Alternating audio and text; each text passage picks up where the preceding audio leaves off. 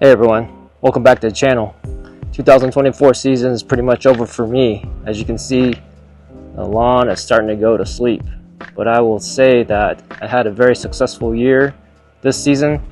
I've had a lot of milestones achieved and looking forward for next season in 2025. You can see that the color's starting to fade and I haven't mowed for over a week. But I do plan on mowing this weekend and perhaps lay down my Carbon Pro G. And I may or may not lay down my 12024 stress Lebanon turf along with liquids plus the Humic12 and RGS. That is yet to be decided. But before I even get to that, one thing I do want to take time to do today is do a soil test. And I'm curious to see how the results would show compared to beginning of this season and the end of this season. And I'm very anxious to see how the soil actually looks given how much CarbonizPN I've put down, Carbon Pro G and Essential G. I imagine that the soil should look a lot different than how it did early in this season. So the soil test kit I've been using is this one here from My Soil. And this is the same test kit that Ron Henry recommends, and it's also the same one that he uses for his lawn. I do know to some of the viewers that this product could be controversial whether or not the data is accurate whenever you submit this out to their labs. But I'm going into this with an open mind. I don't have any expertise in the subject in regards to soil tests, whether I believe this is right or wrong. But as time goes on, if I don't see the data that matches up to how the results look in my lawn, then I will have second opinions on this. So the tool that you use to pull up your soil samples is basically this thing right here. This specific one I got from Amazon. And they recommend that when you pull your cores out of the soil that you do a consistent depthness. So they tell you anywhere from 4 to 6 inches. This one here, I marked it at the 6-inch line from the tip up to here, so that's 6 inches. So they want you to stay consistent with pulling that core as you're mixing the soil samples together for submittal. The more consistent you can get, the better your results should be showing. Okay, so I'm going to try to keep this as simple as possible. What I'm going to do is just pull core in each section of my lawn. So I've got 4 sections. So I'll pull a core out of here, center lawn. I might do 2 actually on that side because it's kind of long. Then I'll pull 1 core out of here. Then I'll mix it all together and then just submit that for the lab. I'll go ahead and just start right here and pull one. Hopefully the ground's soft enough for me to put it in all the way.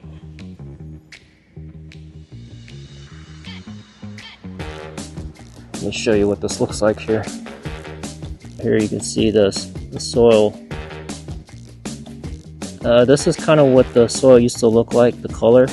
As we get up closer to the surface, you see, I want to say this area here is where the Carbon Pro G, all the carbon products that I've put into the lawn are sitting at right here. So that's just one sample right there. Let's go pull some more out. It's going in pretty easily, which is a good thing. We got some rain last week, so it's made it easy to pull this out. I'm gonna get close up here and show you guys what this one looks like. Okay, hopefully this is clear on camera, but you can see where it's dark here.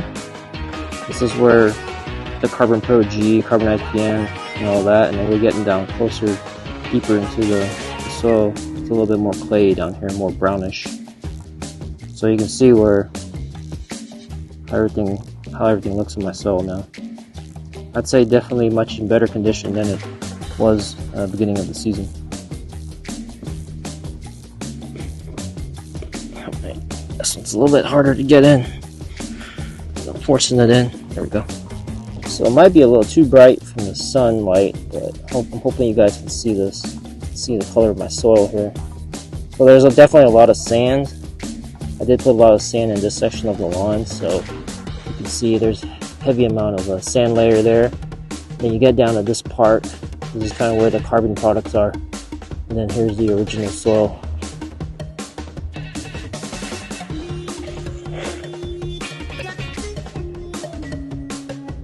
You see how much carbon product there is right here in this layer? Look at that. And then we're getting down to like the original soil.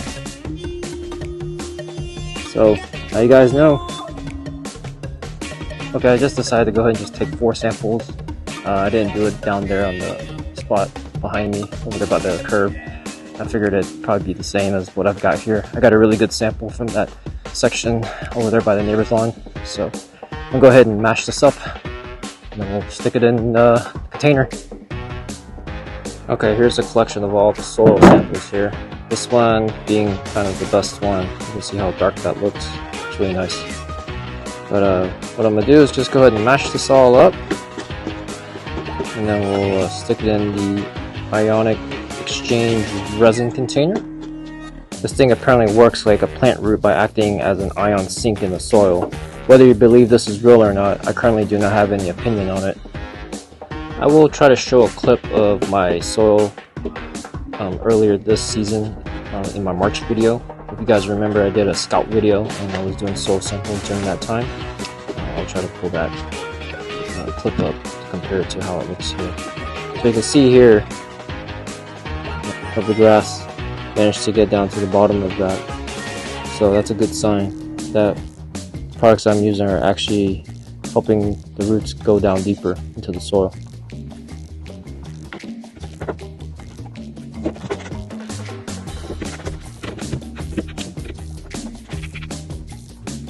I don't know about you guys, but I'm pretty impressed with how the soil is looking. I mean, just looking at it by eye doesn't say much, but I can definitely tell there is a difference from the previous 2 years that I've been doing soil sampling.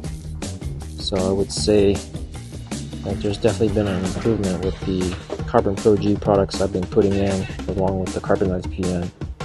So results speak for itself, right? So seeing how green my lawn has been this year and how well it's been responding to the nutrients that I've been giving it, I will say that the carbon products that I've been putting in there definitely do help.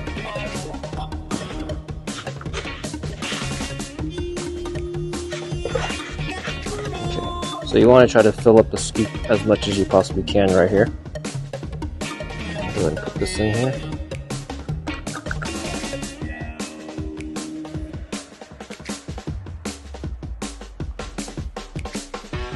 So that's how it looks up close. Let's go ahead and seal this up. Try not to spill it.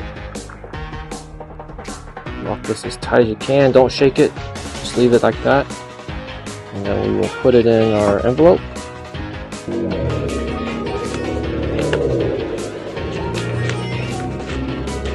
Okay, so that's pretty much it. We'll go ahead and mail this and then we'll get our results back in 1 week. Just got the results back and it's not quite like what I was expecting. I was hoping to see a huge increase on my NPK, given with the 14-7-14 that I have given it all year long. I'm kind of surprised that it's actually pretty low. Would have thought phosphorus would have been up more in the middle of the optimal level, and same with potassium. Nitrogen, you can't rely on the soil tests. It's a nutrient that gets that fluctuates up and down quite a bit. Given that we've got Bermuda lawns, that nutrient gets consumed fairly quickly, so it gets depleted very fast, and then when you fertilize it again, it raises it back up. So just because it says it's low here, I wouldn't rely on it saying that I didn't have enough, because given how you saw the lawn this whole year, it definitely got enough nitrogen for the season. So this part can be ignored. Obviously, my plans for upcoming year, I think I'm going to stick to the 14-7-14. I am looking at another fertilizer that I can get from Site One, a bit cheaper, that has a little bit more nitrogen. I believe it's a 28-4-10. Matter of fact, let me pull this up. Let me pull it up and show you guys real quick here. This is the fertilizer I'm looking into. So I'm going to mix this up with the 14-7-14 that I plan on using again next season. So to save a little bit of money, this 50-pound bag actually will go a long way for me. I actually only need maybe 1 bag, 1.5 bags, but I'm going to go ahead and order 2 next season. I'm going to be using my fertilizer. Let me go over here to this chart, or this table that I made for 2025 season. So I'm going to start fertilizing in March, and I still have a half a bag, 12-0-24, that I'll use in the month of March. And then starting April, I'll start using my 14-7-14 full bag here, full bag in May. June, I'll jump to the 28-3-10. And I only need, 50-pound bag goes a long way. I can get a lot with one bag, but if I do the calculation here, 0.9324 pounds of nitrogen. So given that I'm going to mix that up, I might throw in a little bit of urea at the time. If you look at my calculations here, I'm a little bit over a pound of nitrogen. If you look over here on the right column. So I'm starting out in the month of March, not giving it too much nitrogen yet, and then we kick it off to April, and we're going over a pound. So given that what the soil test is saying here, that I'm pretty low, it wouldn't bother me if I actually went past the optimal point for nitrogen, because I know that Bermuda consumes so much of it that the soil, you can't rely on the soil test telling you like you're low on nitrogen. Like we always have to put nitrogen in our lawns for Bermuda every season, so that's a given.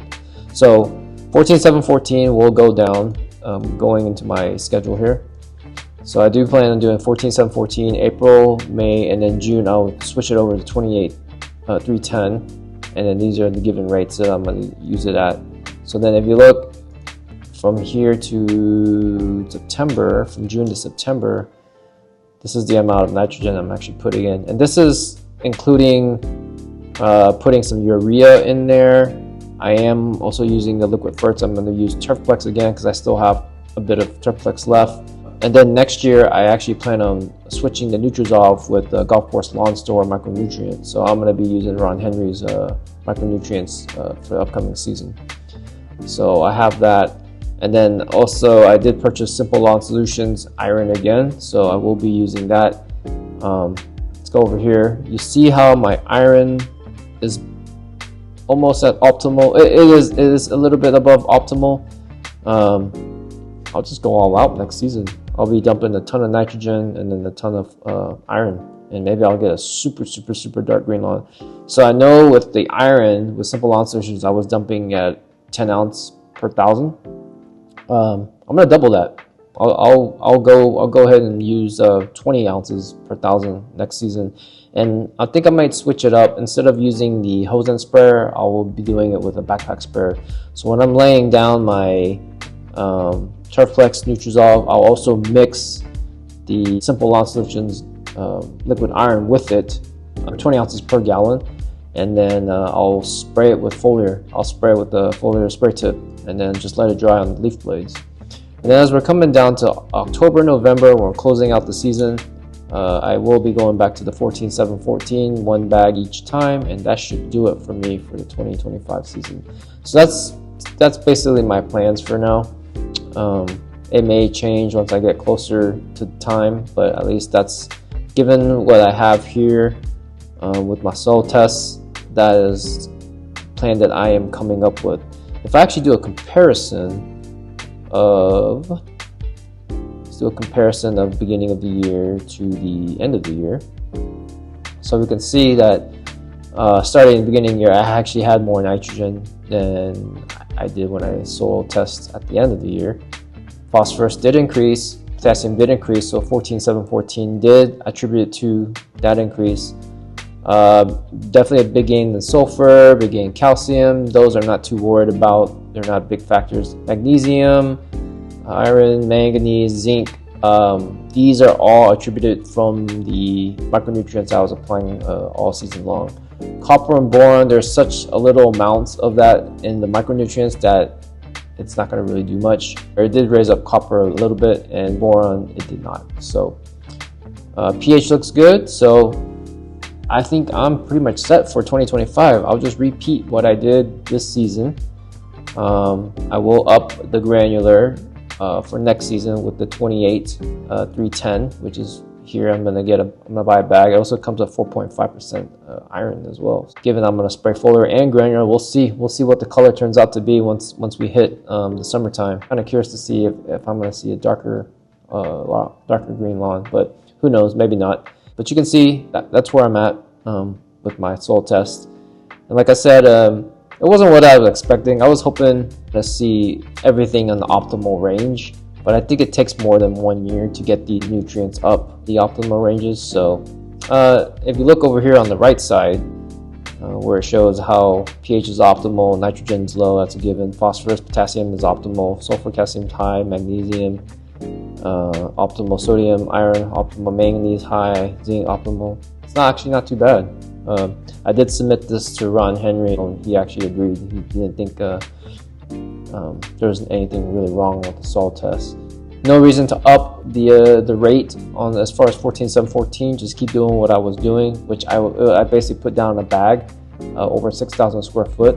So the rate that I was applying it at was at 6.67 pounds. I'll continue that on using this as well, because I get 3% of phosphorus and 10% of potassium. And then I'll do a soil test again at the end of the year, next year. I'm not going to do a soil test in spring. I think I pretty much got it almost locked down to what my program is every year now, and not much is going to change. Pretty much what I did this year is going to be the same thing that I do for next year. I'm going to make another video. I'm going to talk about how much money I've spent for 2024. I'm going to go through all the products that I purchased. I'm also going to give a little bit of a review of the products, and then I'll come out with a total to show you exactly how much all that cost me. If you guys enjoyed the video, please like it, and if you haven't subscribed already, please do so, and then I'll see you guys in the next video. Happy mowing!